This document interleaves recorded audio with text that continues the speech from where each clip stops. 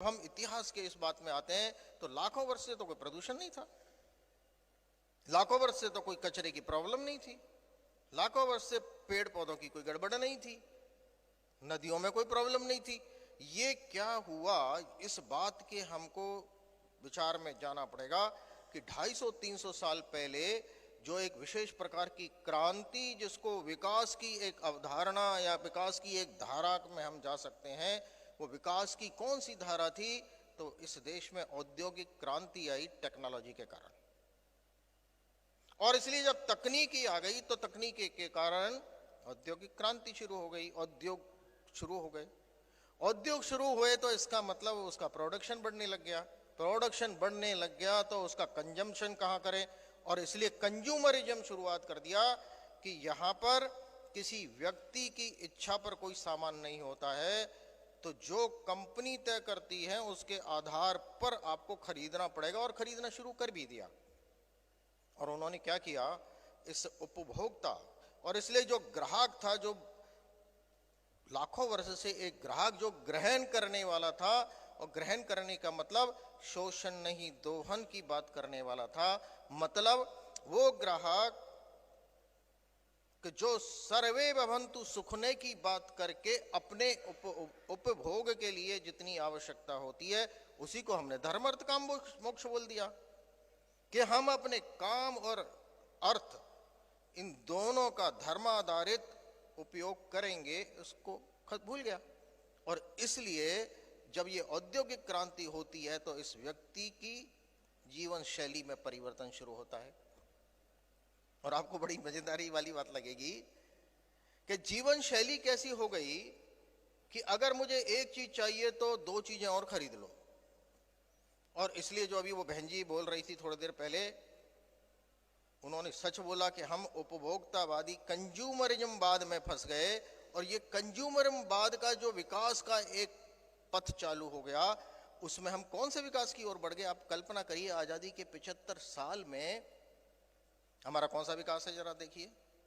क्या ऐसा विकास है कि जहां पर हॉस्पिटल की संख्या बढ़ रही हो, या ऐसा विकास है जहां पागल खानों की संख्या बढ़ रही हो, या ऐसा विकास है कि जहां 5 मरीजों में से 3 मरीज पर्यावरण के कारण, जल अशुद्धि और वायु शुद्धि के कारण वहां पर पड़े हुए हों? ये कौन सा विकास है? ये कौन सा विकास है कि जहां श्वास लेने के लिए तड़पना पड़ रहा हो, तरसना पड़ रहा हो, जहां एक एक खाने के लिए, शुद्ध खाने के लिए व्यक्ति सोचता है कि क्या मैं खाने में जहर ले रहा हूं, एक एक पीने के पानी के घूंट में हमको विचार करना पड़ता है कि आरओ का पानी है कि नहीं, और आरओ में भी कोई बढ़िया आरओ। आजकल तो मैंने पता चला कि एक 3 लाख रुपए का आरओ आया है जिसमें 7 प्रकार का पानी निकलता है। कहां जा रहे हैं हम? एक मुंह धोने के लिए ब्यूटी वाटर निकलता है उसमें से, 3 लाख रुपए के उसमें से। आप सोचिए, पीने के लिए अलग, पता नहीं क्या क्या। कंज्यूमरिज्म के उस रास्ते पर चलकर हम विकास की इस प्रक्रिया से विनाश की तरफ बढ़ गए। और आज जब विकास की 4 क्रांतियां हमने पार कर ली, तो 5वीं क्रांति में हमको लग रहा है कि हम कहां जा रहे हैं। 4 क्रांतियां कौन सी हमको पता ही होगा। औद्योगिक क्रांति के बाद क्या हुआ, अन्न की कमी आ गई तो हरित क्रांति आ गई, हरित के बाद श्वेत क्रांति आ गई, श्वेत के बाद ये मोबाइल क्रांति आ गई, और मोबाइल क्रांति के बाद डिजिटल क्रांति आ गई, और अब कौन सी आ गई है, आर्टिफिशियल इंटेलिजेंस। जो सोचेंगे वही हो जाएगा। हम बताइए विकास के कौन से उसके अंदर जा रहे हैं कि जहां पर व्यक्ति 4 क्राइसिस में फंस गया है। वो 4 क्राइसिस हमको विचार करना पड़ेगा, तब हम उस पर आएंगे। और इसलिए जब एक ग्राहक को उपभोक्ता बना दिया, मतलब उसको कंज्यूमर बना दिया का मतलब वो उपभोग करने के लिए ही है। इसके अंदर सभी प्रकार की विचारधाराओं का भी इसमें है कि ये पूरी सृष्टि और सुख सुविधा के जितने साधन हैं ये भगवान ने हम मेरे लिए बनाई हैं, और इसलिए हम उसका यूज करें, मिस यूज करें, ओवर यूज करें, ये हमारे लिए भगवान ने दिया हुआ है ना। तो जो व्यक्ति प्रकृति का पूजक हो, जो व्यक्ति केवल मैं और आप नहीं, केवल एक छोटी सी चींटी, और चींटी के प्रति देखने का दृष्टिकोण भी क्या था, आप कल्पना कर सकते हैं। उस संस्कृति के हम वाहक, कि जिस संस्कृति में कबीरदास जी लिखते हैं कि चींटी के पैर में घुंघरू बांधकर यदि चलती है तो उस घुंघरू की आवाज भी मेरा भगवान सुनता है, मैं उस भगवान का वो हूं। आप सोचिए, क्या उस चींटी को अपना इतना मानते हो कि आज एक घर की कोई भी माँ, कोई भी दादी सवेरे सवेरे दाना, आटा और चीनी मिलाकर उस चींटी को डालती है। चींटी से आपका क्या रिलेशन है, मेरे को बता दीजिए जरा। और चींटी हमारे किसी काम आती हो तो भी बता दीजिए। मैंने तो बहुत जगह पूछ लिया, वो डालने वालों से भी पूछा कि माता जी, दादी जी बताओ ये चींटी को दाना क्यों डाल, नहीं नहीं वो तो, अरे ये कौन सा वो है भाई। लेकिन जिसमें प्रकृति को इस प्रकार से अपना रिलेशनशिप मानते थे, वहां पर आज ये समाज 4 प्रकार के क्राइसिस से गुजर रहा है।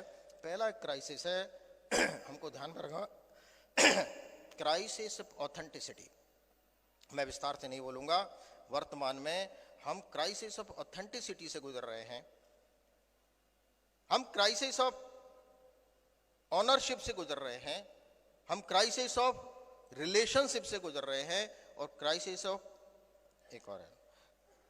ऐसे हम 4 क्राइसिस से गुजर रहे हैं। आप विचार करिए कि इसको आज देश में स्थापित करने का मतलब विकास की तरफ आगे बढ़ना है। और इसलिए जब हम पर्यावरण के बारे में बात करते हैं, यहाँ बैठे हुए लोगों से शायद मेरी बात थोड़ी सीरियस हो गई होगी क्योंकि इतिहास का विषय था। अब हम वर्तमान में आते हैं। वर्तमान में मैं सब लोगों से पूछना चाहता हूं, जरा कृपया हाथ उठा के बताइएगा, किसी ने भगवान को देखा है क्या? कोई नहीं है। दो साक्षात्कारी हैं हमारे अंदर। और मैं यदि कहूं, चलो दूसरी बात, मैं समझाने के लिए बात कर रहा हूं, किसी ने भूत देखा है क्या? भूत, भूत का मतलब समझ गया ना, मेरी बात समझ में आ रही है? भूत यानी घोस्ट। घोस्ट देखा है क्या? नहीं देखा है, एक ने देखा है। चलो कुछ तो है। और अगर मैं इन दोनों के लिए कहूं कि दोनों को आपने देखा है, देखते हो, देख रहे हो इस समय भी, और तो और मैं और ज्यादा खतरे वाली बात कहूं तो ये भूत जिसके बारे में बोला है, ये हमारे घर में इस समय है, और हो सकता है अभी कुछ लोगों के पास में भी होगा, किसी की जेब में ही रखा होगा वो भूत।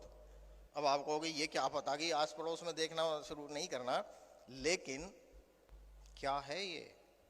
और इसलिए जब हमारी दृष्टि बदल जाती है तो सृष्टि भी बदल जाती है। हमें विचार करना होगा कि जिस संस्कृति में पंच महाभूत को भगवान माना है, जहां पर आकाश, पृथ्वी, पंच तत्व को भगवान माना है, आप सोचिए कि उस बस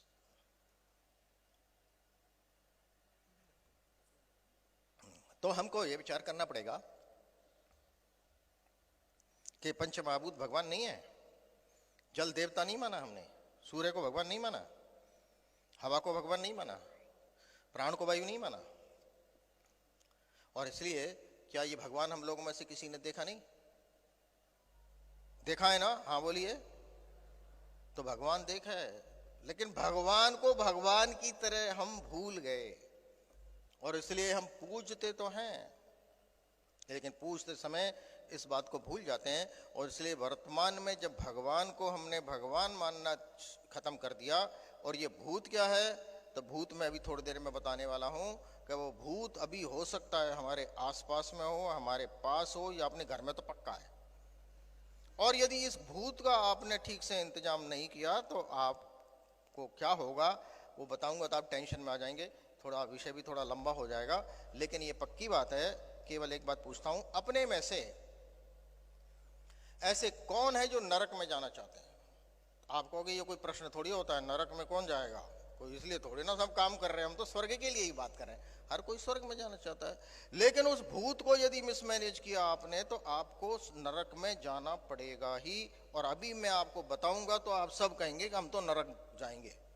मैं नहीं बोलने वाला, आप ही बोलेंगे। क्या तैयार हो इसके लिए? कोई हानि बढ़ रहा है, इसलिए ये बात रहने दी जाए, नहीं तो नरक में चले जाएंगे हम सब लोग। लेकिन पर्यावरण के विषय में मैं जरा समझाना चाहता हूं कि वर्तमान की स्थिति क्या है, उसको मैं 5-7 मिनट में आपके सामने रखने के बाद हमें क्या करना है, उसके लिए मैं एक वीडियो आपके सामने दिखाऊंगा।